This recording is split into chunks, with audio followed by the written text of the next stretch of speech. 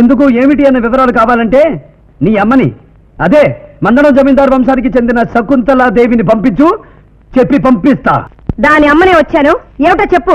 దాని అమ్మతో పాటు దాని అమ్మ అన్న కూడా వచ్చాడు, చెప్పు ఏం చెబుతావో. నీ అమ్మ కొంగుచాటు మొగుడు, నీ అమ్మ చెంచా అన్న కూడా వచ్చాక చెప్పకుండా ఎలా ఉంటాను? ఎదురుకట్నం తీసుకుని జిల్లా స్థాయిలో పేరు తెచ్చుకోవాలని మీ ఆవిడ చూసింది. ఎదురుకట్నం తీసుకునే అంత గొప్పింటి అమ్మాయి పక్కలో పడుకోవాలని నేను ఆశపడ్డాను. అందుకే నా ఆస్తి మొత్తం టిప్పుగా ఇచ్చి నీ కూతురి పక్కలో పడుకున్నాను. మా అబ్బాయికి మీ అమ్మాయిని ఇమ్మని అడగడానికి వచ్చాం వదినా. ఏ నీ మనవరాలు చేసుకోరన్నాడా? లేకపోతే కొడుక్కి పాలేరుగాడు కూతుర్నిచ్చి చేయడానికి నీ ప్రాణం ఒప్పలేదా? ఎలా ఒప్పుతుంది చెల్లమ్మ? పాపం పార్వతమ్మకు మాత్రం తెలీదు వాళ్ళ మనవరాలు గాలికి పుట్టిందని. ఈ పౌరుషాలకి ఏం తక్కువ లేదు, పెద్ద పొడుచుకొచ్చింది. కాకపోతే చెల్లమ్మ, ఆ కుర్రాడి పూర్వజన్మ ఫ్లాష్ బ్యాక్ ఏంటంటేనే కొంచెం జాలేస్తుంది. అయిన వాడివి నువ్వు కూడా జాలి పడుతున్నావు కాబట్టే ఈ వెధవ ఫ్యామిలీతో వియ్యానికి ఒప్పుకుంటున్నాను. కానీ 2 షరతులు. మందడం జమీందారు వంశానికి చెందిన ఈ శకుంతలాదేవి తన కూతురికి పెళ్లి చేసిందంటే కనీసం ఆ పెళ్లి 10 జిల్లాల్లో 10 కాలాల పాటు గుర్తుండిపోవాలి. వీడియో తీస్తే సరి, పర్మనెంట్ గా గుర్తుండిపోతుంది. ఒరేయ్ నోరు మూసుకో. ఎస్ అన్నయ్య, అమ్మా ఈ మధ్య జయలలిత మద్రాసులో ఎవరికో పెళ్లి చేస్తున్నట్టు కదా? మరే ఆ పెళ్లి చరిత్రకెక్కిందా? లేదు, కోర్టుకి ఎక్కింది. అలా కాకుండా నా కూతురు పెళ్లి చరిత్రకెక్కాలంటే దానికి ఒక్కటే మార్గం, ఎదురు కట్నం. ఎదురు కట్నంగా నీ యావదాస్తి నా కూతురు పేర పెట్టాలి. 2వ షరతు, పెళ్ళయ్యాక ఈ శకుంతలాదేవి కూతురు ఆ పాలేరుగాడు కూతురు ఒకే ఇంట్లో ఉంటున్నారంటే ఈ గలీజు మనుషుల మధ్యన నా మీద వాళ్ళు ఉంటామా? చలమా ఏం చస్తే ఒప్పుకోనా? అందుకే మీ వాడు మా ఇంటికి ఇల్లరికం రావాలి.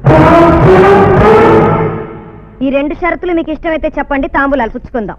నేను ముందే చెప్పాను కదన్నయ్య, ఈవిడ గారి కళ్ళు ఉండాల్సిన చోట ఉండవని. ఏమిట్రా నోటుకొచ్చినట్టు వాగుతున్నావు? అసలు నీకు ఎదురు కట్టడం ఎందుకు? నువ్వేమన్నా లంగా కింద లంగా కట్టావనా, చీర కింద చీర కట్టావనా? అసలు మొగాడు ఎదురు కట్టడం అంత పౌరుషం ఉన్న వెధవి నా ఇంటికి ఎందుకు వచ్చారా? బుద్ధి లేకొచ్చాం, గట్టి లేకొచ్చాం. ఆ వెధవు చేస్తానంటే వేరే దిక్కు లేకొచ్చాం. నాన్న బండోడు రెచ్చిపోతున్నాడు. వాడి క్యారెక్టర్ నాకు తెలిసిన. చూడమ్మా, కుంటివాడికి గుడ్డివాడికి కూడా కట్నాలిచ్చి పెళ్లి చేస్తున్న ఈ రోజుల్లో ఏదో మా వాడు ఇష్టపడ్డాడన్న ఒకే ఒక్క కారణంతో కట్నం ఆశించకుండా మీ ఇంటికి వస్తే ఎదురు కట్నం అడగడం న్యాయం కాదమ్మా.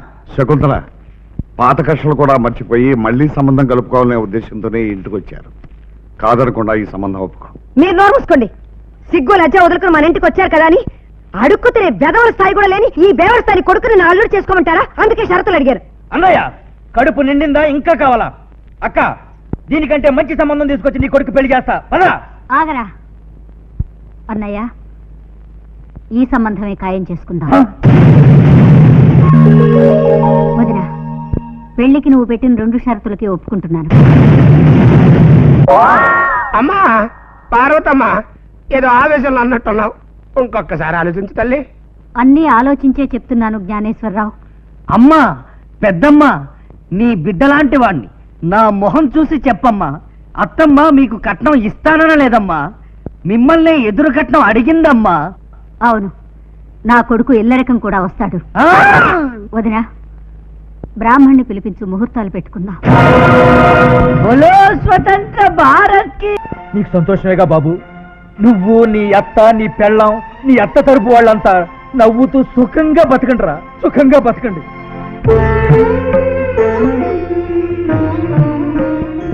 అమ్మా,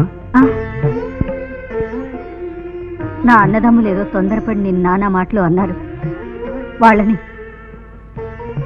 వాళ్ళ తరఫు నన్ను క్షమించు బాబు. బాధపడుతున్నావా మావయ్య? పెద్దాళ్ళు కదా, బాధగా ఏదో అంటారు, అదేం పట్టించుకోకు. నిజంగా నువ్వంటే ఇష్టం ఉండబట్టే కదా ఈ పెళ్లి ఒప్పుకున్నారు. ఏంటి నీ ముఖం అదోలా అయిపోయింది? కాబోయే పెళ్లి కొడుకు బాధపడకూడదు, గ్లామర్ తగ్గిపోతుంది. కొంచెం దూరంగా జరగండి, మా పిల్ల చీర నలిగిపోతుంది. మనం వదిలేస్తే మాత్రం లోపలికి వెళ్ళక చీర నలగకుండా ఉంటుందా?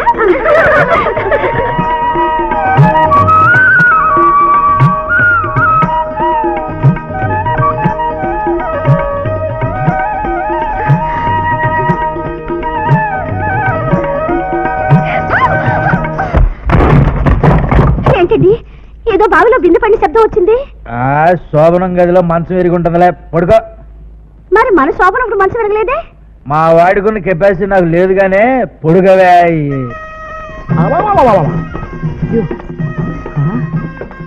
ఏంటి భయ్యా?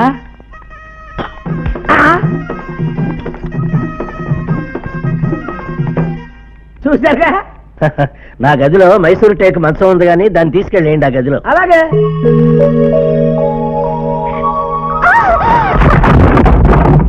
మైసూరు టేకు మంచం కూడా ఇరుగుంటది గానీ నువ్వు పడుకోవే. పాపం దెబ్బలు ఏమైనా తగిలాయేమోనండి. వెళ్ళి మందు రాసిరా. ఆ, ఎక్కడికే? మందు రాయడానికి. వాసి నీ పిచ్చిసి పడుకో.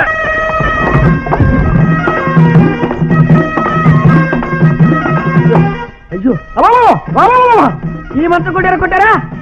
ఈ విషయం మైసూరు మహారాజా గారికి తెలిస్తే నా టేకింత వీకాని కళ్ళ నీళ్ళు పెట్టుకుని మరీ బాధపడతారు. అయ్యో అమ్మా, నీకు దండం పెడతాను తల్లి.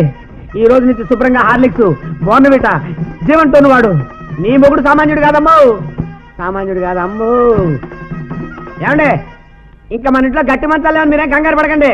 ఈ రాత్రికి పడక గచ్చు మీద ఏర్పాటు చేశా. ఈ రోజు మంచం వేయలేదు కదండి. అదే నాకు అర్థం కాలేదు. కొంపదీసి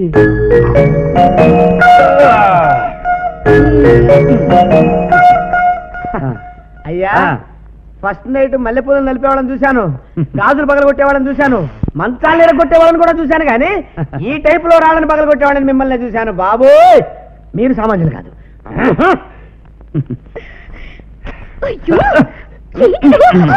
బాగా నీరసంగా ఉన్నట్టున్నా. మా మావయ్య అసలు నిద్రపోనివ్వలేదా? అదేం కాదు, హ్యాపీగానే నిద్రపోయాను. కొయ్య మాకు విరిగిపోయిన మంచాల్ని నేనే పొయ్యిలో పెట్టింది. మీ ఇంట్లో మంచాలు వీకా? మనుషులు స్ట్రాంగ్ అని ఒప్పుకోవచ్చుగా. నాకు అదే అనుమానంగా ఉందమ్మా. మొన్న గార్లు పెండు రుబ్బడానికని పొత్తం తీసుకెళ్తుంటే చేయి జారి కింద పడింది. గచ్చు పగిలిందేమోనని భయపడ్డా, కానీ ఒక్క పిచ్చు కూడా ఓడలేదు. రాత్రి మీ గదిలో ఏంటమ్మా 4-5 బండలు పగిలినాయి. దీనికి ఒంటి మీద 40 ఏళ్ళు వచ్చినా ఇంకా అవపోలా. కాఫీ తీసుకోమ్మా. కాఫీ కాదమ్మా, కట్నం తీసుకురా. మనం ఇస్తానన్న ఎదురు కట్నం మర్యాదగా ఇచ్చేస్తే మా అత్తగారి ముందు నా పరువు కాపాడిన జరగవుతాం. అలాగే బాబు.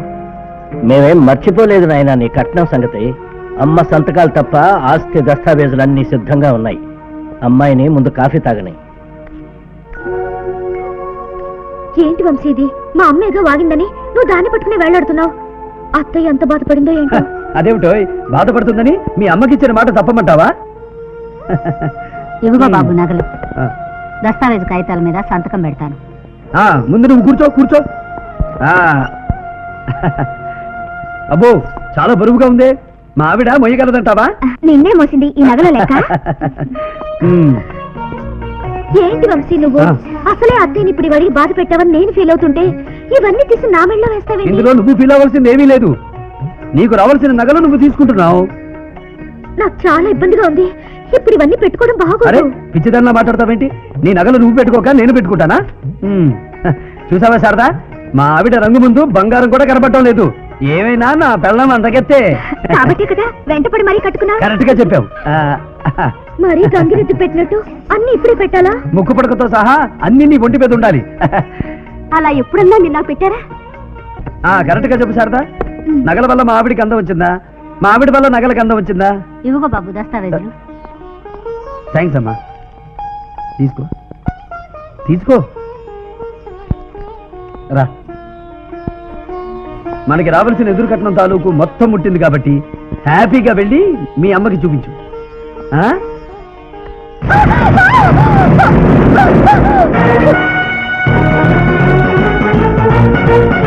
ఈ రోజు నుంచి ఇంటితో నీకు ఎటువంటి సంబంధం లేదు. నువ్వు నా భార్యవి కాదు, నేను నీ మొగుడిని కాను. ఎందుకు ఏమిటి అన్న వివరాలు కావాలంటే నీ అమ్మని, అదే మందడం జమీందారు వంశానికి చెందిన శకుంతలా దేవిని పంపించు, చెప్పి పంపిస్తా.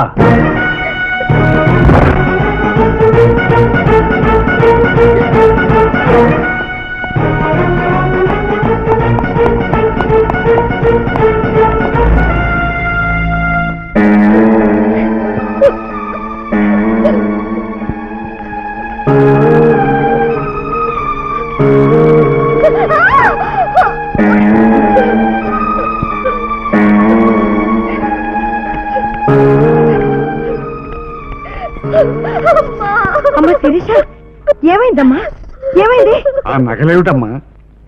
చెప్పమ్మా ఏం జరిగింది అమ్మా నన్ను ఇంట్లోంచి మెడపట్టి బయటికి గెట్టారు. Good morning. అనుకున్న ప్రకారం ఆస్తి మొత్తం మన పేరున ట్రాన్స్ఫర్ చేశారన్నమాట. ఆ, అమ్మాయిని కూడా నగలతో సహా ట్రాన్స్ఫర్ చేసి పుట్టింటికి పంపారు.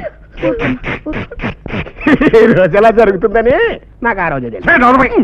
ఆ రోజే తెలిసిన వాడివి అప్పుడే మాది ఎందుకు చెప్పలేదు? చెబితే అయినా పొజిషన్ లో ఉన్నారా తమరు? సంబంధం జరగొట్టే నన్ను ఎక్కడ జరుగుతారండి అన్ని మోసుకొచ్చున్నా అయినా ఇప్పటికీ చెప్తున్నాడు. కుర్రాడు మాత్రం చాలా మంచోడు. నన్ను వెళ్ళగొట్టింది ఆయన. నీ భర్త అవునమ్మా, ఇదిగో ఎదురు కట్నం. ఈ రోజు నుంచి నువ్వు నా పెళ్ళానివి కాదు, నేను నీ మొగుడిని కాదు పొమ్మన్నారు. వివరాలు కావాలంటే మీ అమ్మని రమ్మను చెప్తానన్నారమ్మా.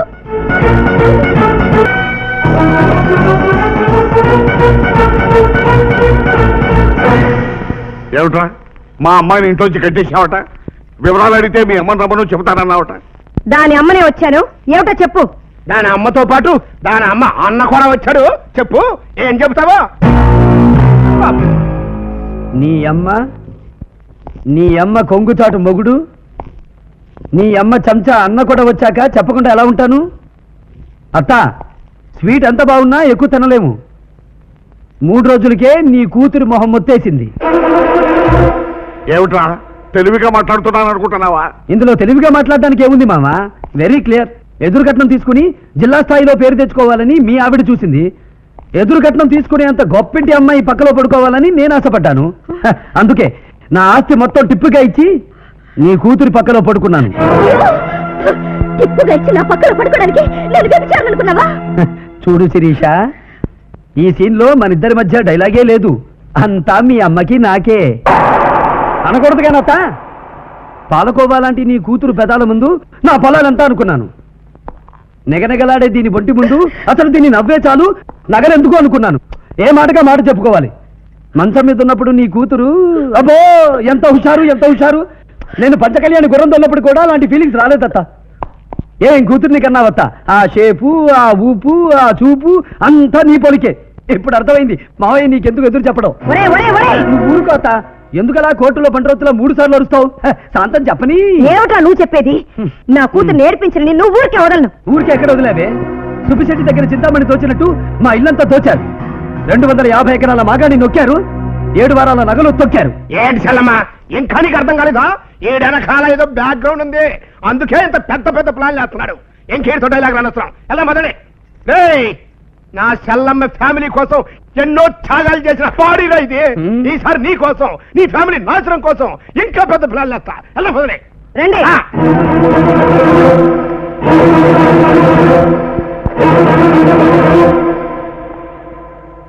ఎదురు కట్నం ఇవ్వడం అవమానం అనిపిస్తే అసలు ఈ పెళ్లే చేసుకోకుండా ఉండాల్సింది. అంతేగాని కట్టుకున్న పెళ్ళాన్ని పుట్టింటికి పంపడం గొప్పతనం కదరా. మా తాత కూడా ఆడాలతో తిరిగేవాడు. ఎవరికైనా వడ్డిచ్చేవాడు, కూరగాయలు ఇచ్చేవాడు. మహా అయితే దాళవా పంట ఇచ్చేవాడు. ఇలా ఇళ్ళు పొలాలు రాసివ్వడం ఏంట్రా? అది 3 రాత్రుల కోసమా? ఈడు రసికుడు రాక్షసుడు నాకు అర్థం కావట్లేదు. మావయ్య, ఇదంతా నువ్వు మనస్ఫూర్తిగానే చేస్తున్నావా? తెలుగు 1